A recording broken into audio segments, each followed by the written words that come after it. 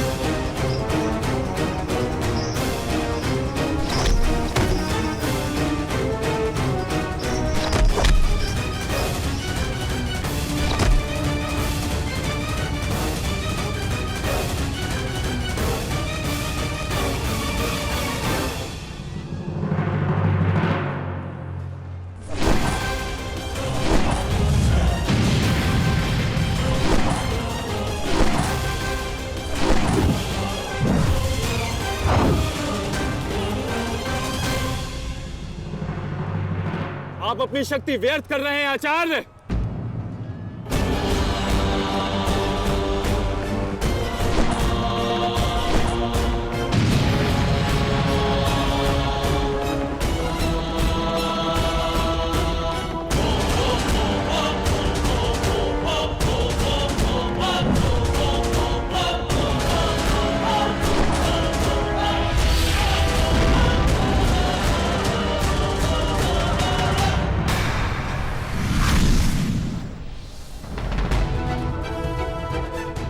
दुर्योधन को मेरी सहायता की आवश्यकता है। चलो सत्यसेन।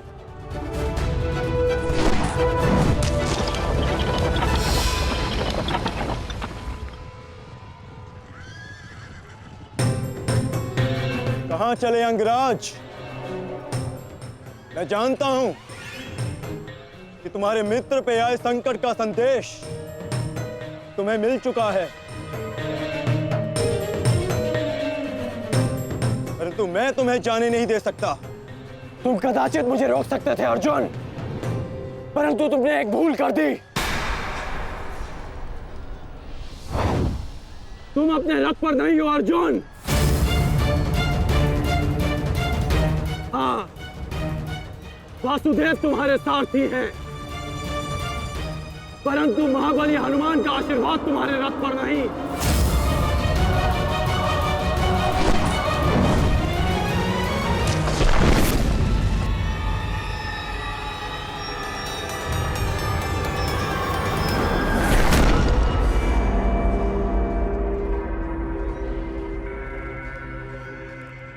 चलो।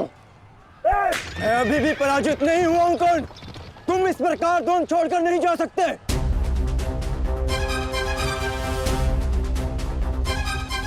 तुम युद्ध के नियम भूल रहे हो अर्जुन।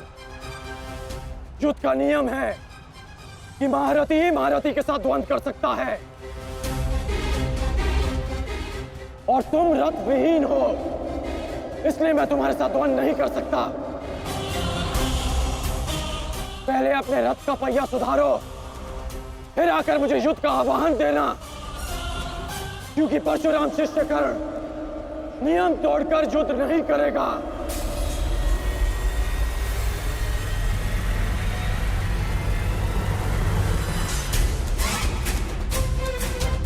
चलो सत्यसेन।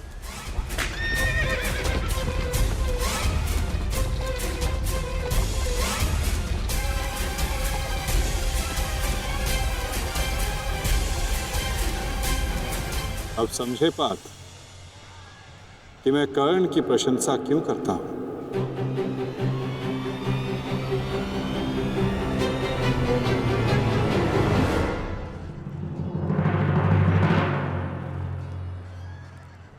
मानता हूं कि आपका वध करना काकाश्री की प्रतिज्ञा थी। उनकी प्रतिज्ञा को भंग करने का दंड मैं सह लूंगा, परंतु आज अपनी माता के अपमान का दंड मैं आपको अवश्य दूंगा।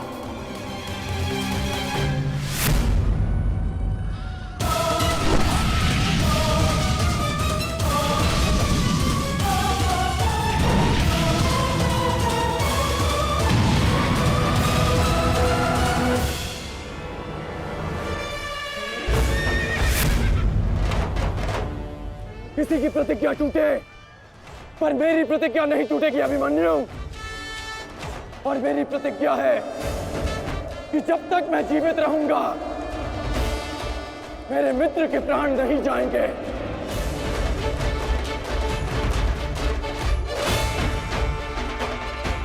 यदि जीवित रहना चाहते हो तो पीछे हट जाओ अभिमन्यु। आप भूल रहे हैं अंगराज कि मैं किसका पुत्र हूं। पीछे हटने के बारे में सोच भी नहीं सकता। तो प्रहार सहने के लिए तत्पर रहो।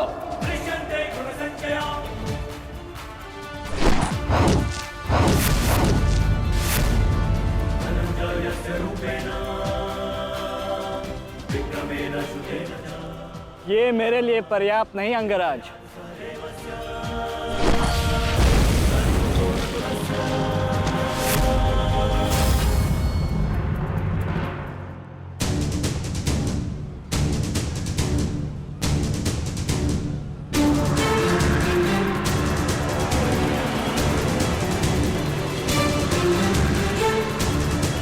ना मेरे पास बाणों की कमी है और ना प्रहारों की।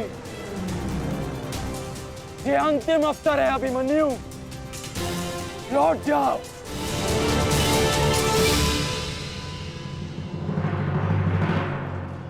तो मेरे तुनीर में भी उत्तर प्रस्तुत है अंगराज।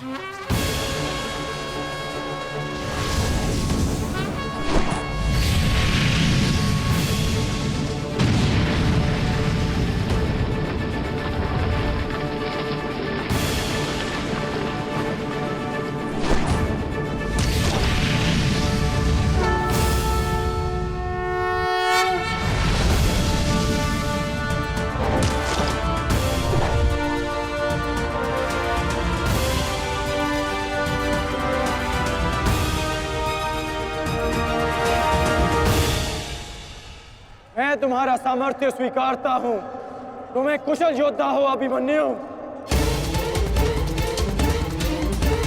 किंतु कुशल होने के साथ साथ बुद्धिमान होना भी आवश्यक है। लौट जाओ। यदि कल युद्ध करना चाहते हो तो आज जीवित रहना सीखना होगा। लौट जाओ अभिमन्यु।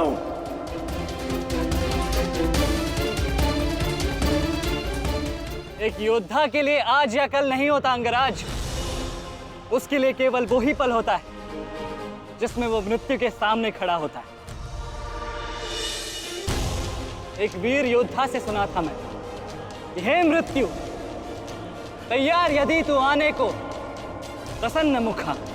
द्वार खुला है, तेरा स्वागत, प्रसन्न मुखा।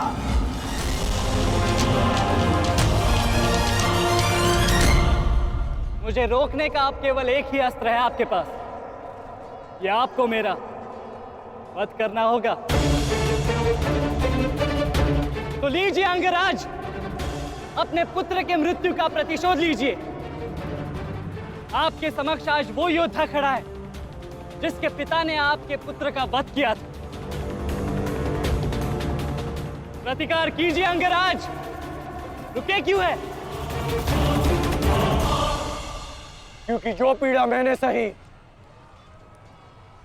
मैं नहीं चाहता कि वो पीड़ा मेरा शत्रु भी सहे। कृष्ण ने अपना विकल्प स्वयं चुना था। वो रणभूमि छोड़कर जा सकता था, परंतु उसने मृत्यु चुनी। गर्व है मुझे तुम जैसे युवा योद्धाओं पर, जो अपना कर्तव्य पूर्ण करने के लिए सदैव तत्पर रहते हैं। मैं जानता हूं कि तुम पीछे नहीं हटने वाले अभिमन्यु, परंतु मुझे भी अपना कर्तव्य पूर्ण करना है।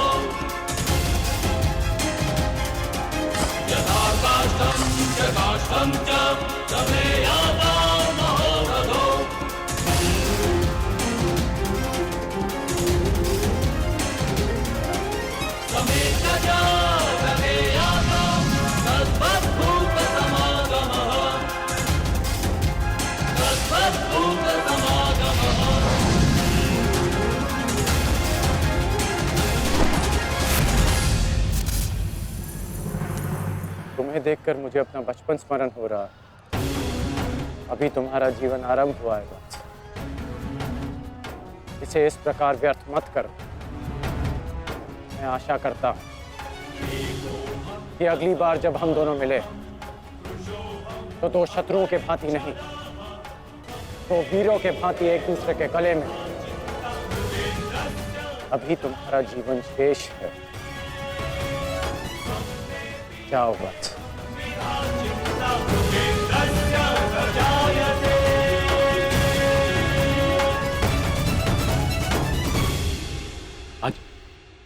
आज कौरवों की विजय हुई है गांधारी। पांडवों की एक अक्षुणी सेना को ध्वंस कर दिया है हमने आज। भीम हमारे एक भी पुत्र को क्षति नहीं पहुंचा पाया, एक भी।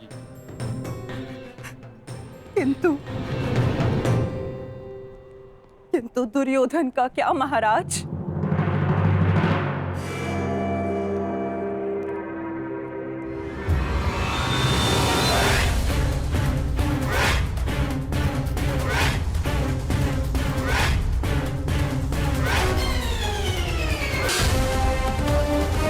मित्र,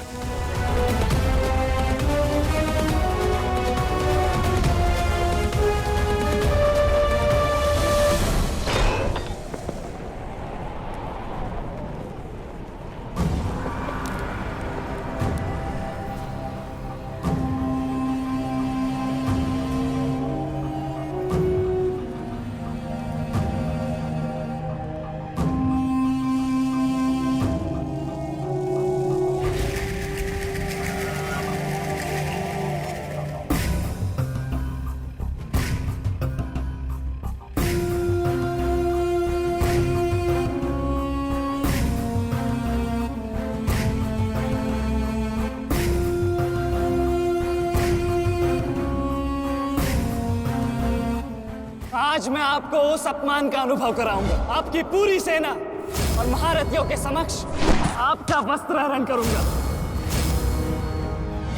परंतु आज अपनी माता के अपमान का दंड मैं आपको अवश्य दूंगा।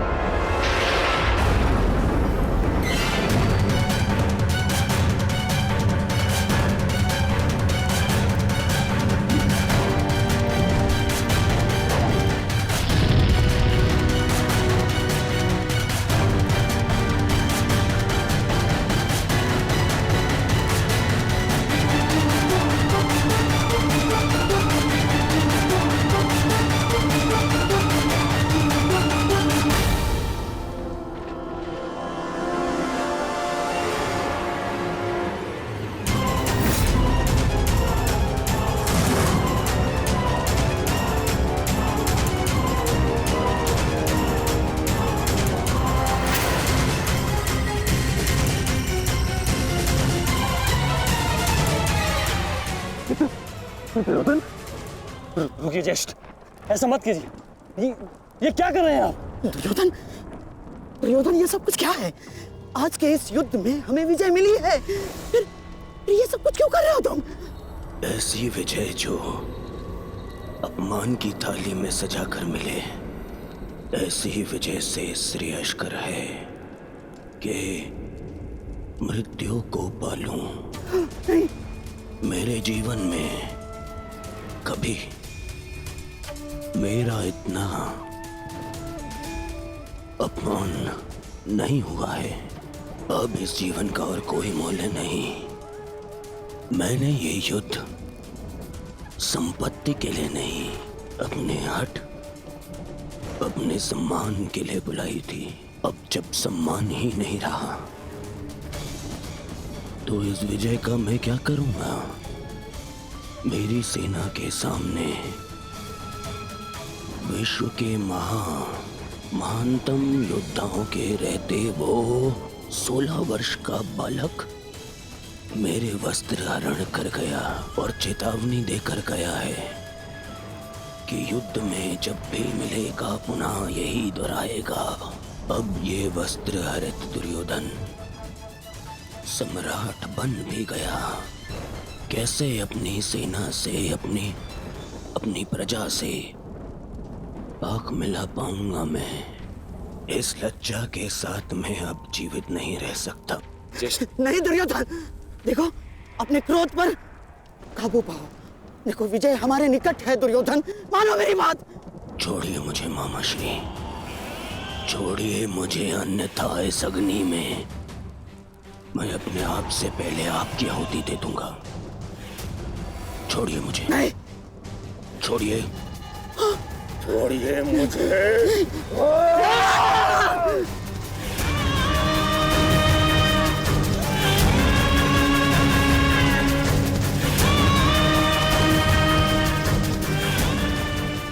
नहीं नहीं दुर्योधन,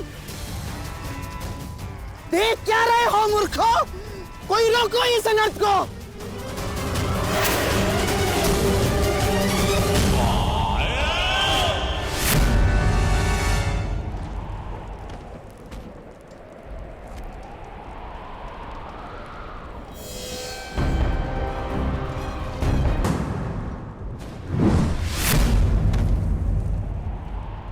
ठहर जाओ मित्र। नहीं, अब नहीं।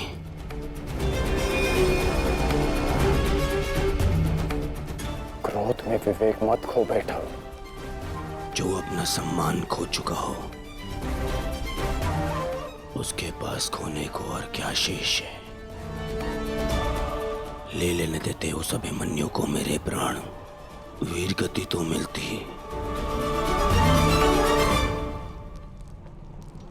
सारी सेना के सामने मेरा वस्त्र हरण कर गया वो बालक, जिन पांडवों का सर कटा हुआ देखना चाहता था, उन्हीं का बालक मेरा सर झुका गया। संसार के सारे योद्धा देखते रह गए और वो बालक मुझे अपने बाणों के चक्र में फंसा गया। मैं ये अपमान सहन नहीं कर सकता। क्या करूंगा जीवित रह गए जब संसार के सामने शीश उठाकर चल भी नहीं सकता मैं। इसीलिए अब मैं अग्नि स्नान करूंगा।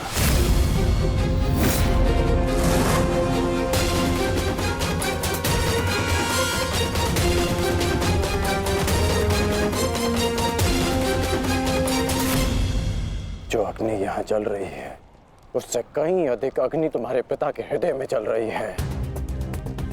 क्या तुम अपने 5 भाइयों का बलिदान व्यर्थ जाने दोगे? क्या अपने पिता को दिया वचन भुला दोगे तुम?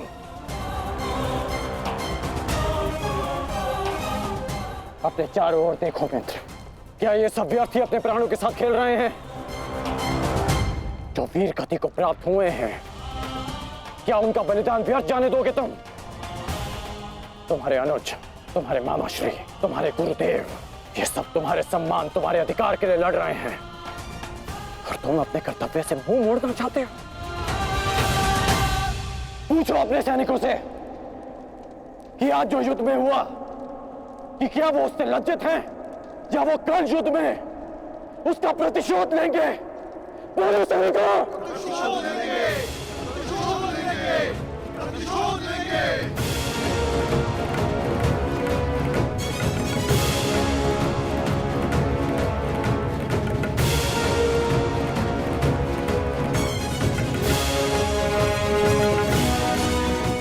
इन सैनिकों का सम्मान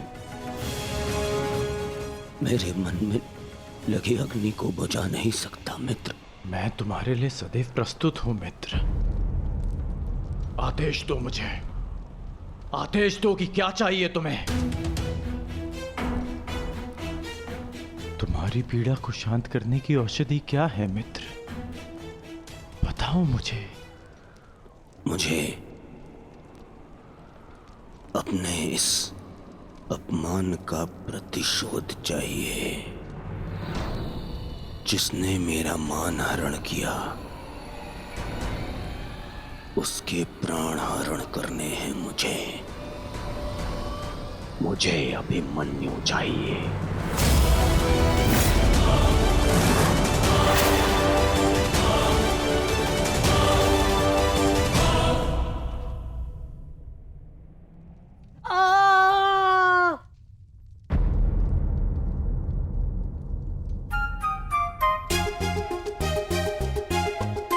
बहुत पीड़ा हो रही है ना इन्हें? पीड़ा? अभी तक मैंने इसके घाव को छुआ भी नहीं है। अभिमन्यु तुम्हें सताने के लिए उपक्रम कर रहा है उत्तरा। बहुत बुरे हैं आप। और तुम बहुत डरपोक। एक योद्धा की पत्नी के मन में इतना भय शोभा नहीं देता उत्तरा। ये घाव हमारे लिए आभूषण होते हैं।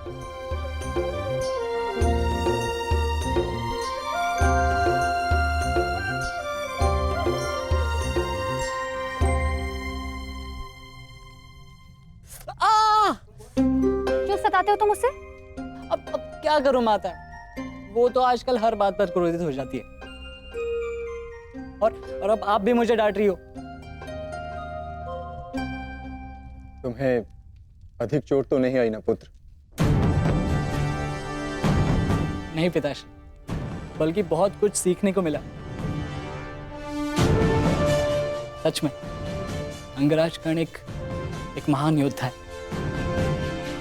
उन्हें आपके अतिरिक्त और कोई टक्कर नहीं दे सकता। हाँ पुत्र, परंतु हम दोनों के लक्ष्य और सोच भिन्न हैं। मुझे तुम पर गर्व है।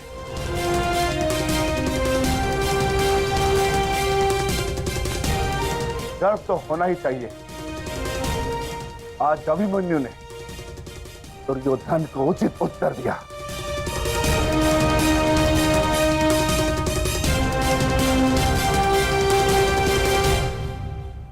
सत्य अभिमन्यु,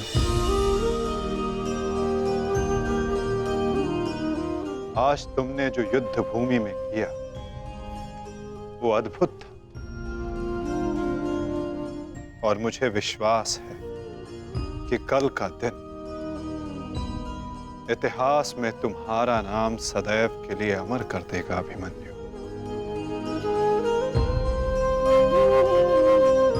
इतिहास से पूर्व मेरे पुत्र ने अपनी छवि मेरे मन में अमर कर दी है। 14 वर्षों के पश्चात आज पहली बार मन को एक शीतलता पहुंची कि मेरे पुत्र ने मेरे साथ हुए अपमान और अत्याचार का भान उस दुर्योधन को करवाया। मेरी आत्मा को जैसे एक वस्त्र का संबल मिल गया। इसके लिए मैं सदैव के लिए अभिमन्यु की ऋणी रहूं। जीवन तो पल पल में है सखी। जिस पल को जी लो वही जीवन होता है। आज तुम प्रसन्न हो, जी लो सखी। आज का दिन जी लो। कल का दिन तो अभिमन्यु के जीवन का अंतिम दिन होना चाहिए। और स्मरण रहे, सरल मृत्यु नहीं देनी है उसे। मृत्यु आने की पीड़ा का आभास कराना है। और जब तक वो भूमि पर रेंगता हुआ दया की भीख ना मांगे, मृत्यु नहीं आनी चाहिए उसे। वो मृत्यु मांगेगा और मैं हर पल उसे मृत्यु और जीवन के बीच में झुलाऊंगा। झुलाऊंगा मैं उसे। असंभव युवराज, जब तक युद्ध भूमि में पांडव उपस्थित हैं तब तक अभिमन्यु तक पहुंचना असंभव होगा। वैसे भी उन्हें ज्ञात होगा कि आज आपके साथ जो हुआ उसका प्रतिशोध आप अवश्य लेंगे। इसी कारण अभिमन्यु तक पहुंचना इतना सरल नहीं होगा।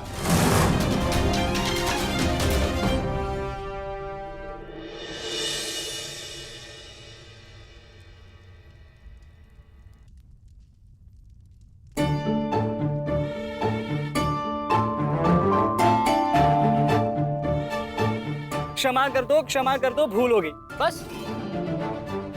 अच्छा क्षमा भी कर दो। जिसने युवराज दुर्योधन का मस्तक झुका दिया वो आज तुम्हारे समक्ष सर झुकाए मना रहा है तुम्हें। देखो किसी ने मुझे इस प्रकार सर झुकाए देख लिया ना तो मेरा बहुत उपहास उड़ाया जाएगा। पहले वचन दीजिए कि भविष्य में आप इस तरह मेरा उपहास नहीं बनाएंगे। आपको अनुमान भी है मैं कितनी भयभीत हो गई थी। अब इसमें भयभीत क्या होना उत्तरा? आप नहीं समझेंगे, मुझे आपसे बात ही नहीं करनी। तो ठीक है मत बात करना, परंतु कल यदि लौटा नहीं ना तो पछताना नहीं कि दोबारा ऐसे मत बोलना आर्य। भाई खो चुकी हूँ, पति नहीं खो सकती। क्षत्रिय हूँ, अपने अधिकार लेना जानती हूँ। आपको लौटना होगा क्योंकि इस बार केवल मैं नहीं आपकी होने वाली संतान भी आपकी प्रतीक्षा करेगी।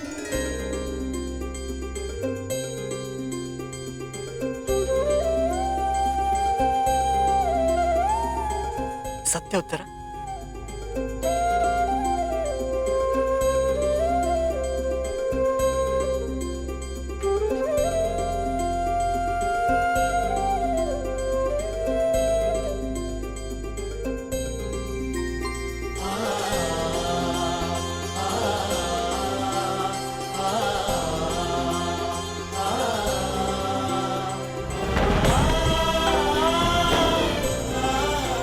मैं तुम्हें वचन देता हूं उत्तरा, तुम और हमारी संतान सदा मुझ पर गर्वित रहेंगे। जानती हूँ आपकी संतान बहुत भाग्यशाली है। उसे अपने पिता की शौर्य गाथा सुनने को मिलेगी। गाथाएं विजय के साथ होती है उत्तरा, और विजय अभी शेष है। युद्ध शेष रहे या न रहे, उस अभिमन्यु के प्राण शेष नहीं रहने चाहिए आचार्य। आप सेनापति तीरगत के वीर रेशु शर्मा, मध्य नरेश शैल्य, अश्वत्थामा अंगराज, इतने वीरों के होते हुए भी क्या एक बालक को बंदी बनाया नहीं जा सकता? तुम्हारे प्रतिशोध के लिए केवल कुशल योद्धाओं की नहीं बल्कि एक उत्तम योजना की आवश्यकता है मेरे होने वाले सम्राट। हमारी सफलता एक उत्तम योजना में छिपी है।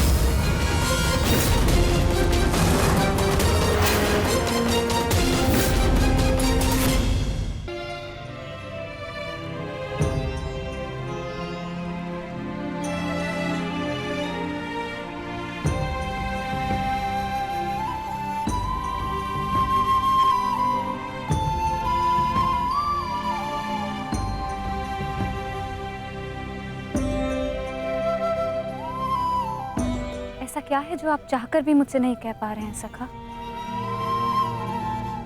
ये रात का अंधकार भी आपके मुख पर आए हुए भाव मुझसे नहीं छुपा सकता।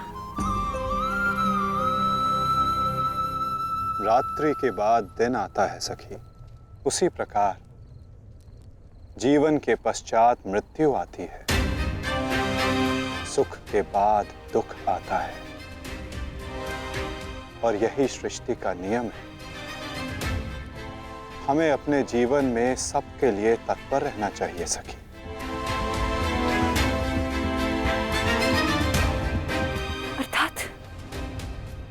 अर्थात जो मेरा भय है क्या वो सच होने वाला है माधव? क्या कल पांडवों के साथ कुछ अनिष्ट होने वाला है?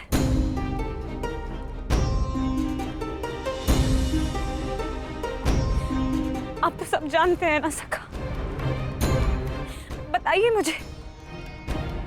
बताइए मुझे।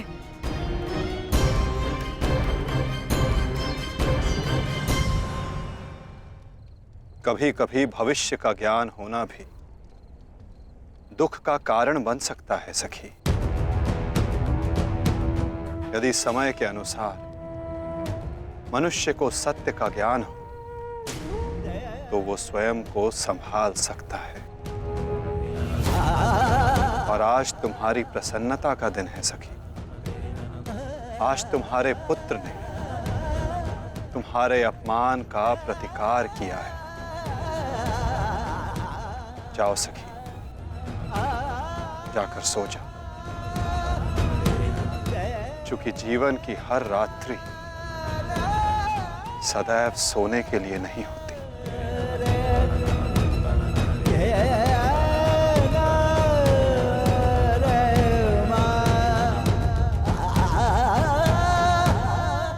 मैं तब तक सो नहीं पाऊंगा जब तक मेरा प्रतिशोध पूर्ण ना हो जाए आचार्य। प्रतिशोध की आग में कोई और भी जल रहा है। युवराज दुर्योधन,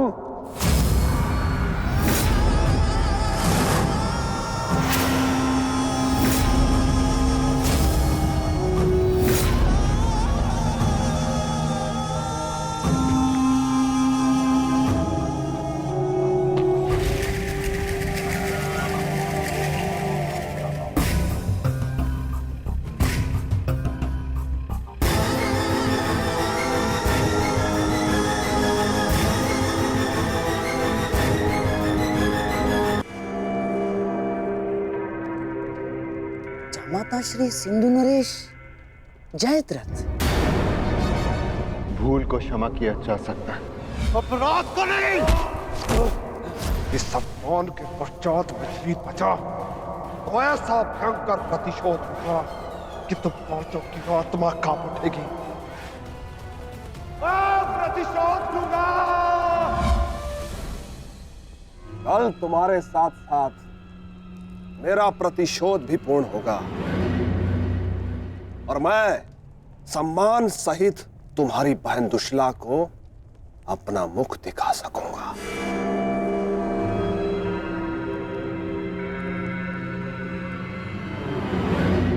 इतने समय आप कहाँ थे सिंधु नरेश?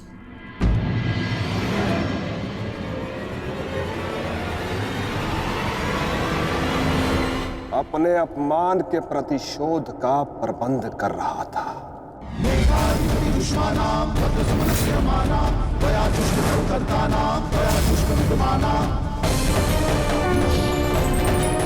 पुत्र जयद्रथ, मैं तुम्हारी तपस्या से प्रसन्न हूं। मांगो, क्या वर मांगते? महादेव, मुझे अपने प्रतिशोध का अवसर चाहिए। शपथ ली है मैंने, जब तक पांडवों के अपमान का प्रतिशोध नहीं लूंगा तब तक मुकुट धारण नहीं करूंगा। और वो दिन कल आएगा, कल आएगा वो दिन जब मैं पांडवों को ऐसी पीड़ा दूंगा कि वो जीवन भर नहीं भुला सकेंगे। महादेव का आशीर्वाद है मेरे साथ और मैं तुम्हारे साथ युवराज। तुम्हारी योजना और मेरा प्रतिशोध दोनों कल सफल होंगे।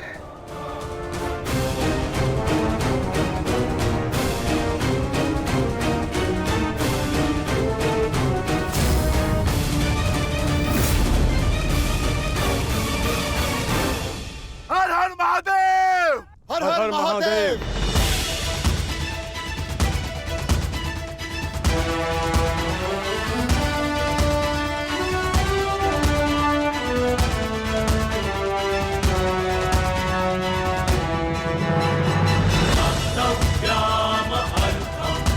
सर्वोत्तम बनो पुत्र, संसार के सभी योद्धाओं में तुम्हें सबसे अधिक कीर्ति प्राप्त हो।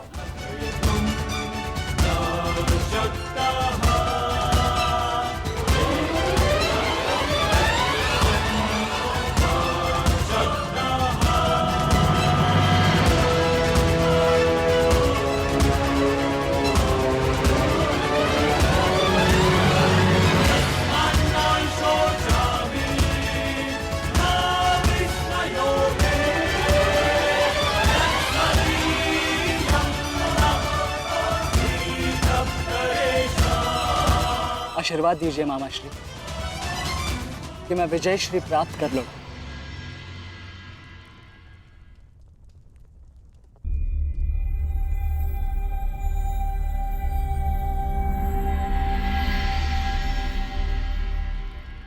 विजय तो कायरों को भी प्राप्त होती है पुत्र, परंतु कीर्ति और यश केवल शूरवीरों का मुकुट बनती है। मेरा आशीर्वाद तुम्हारे साथ है पुत्र। तुम युद्ध क्षेत्र में वो कीर्ति प्राप्त करो जो तुम्हें अमर बना दे।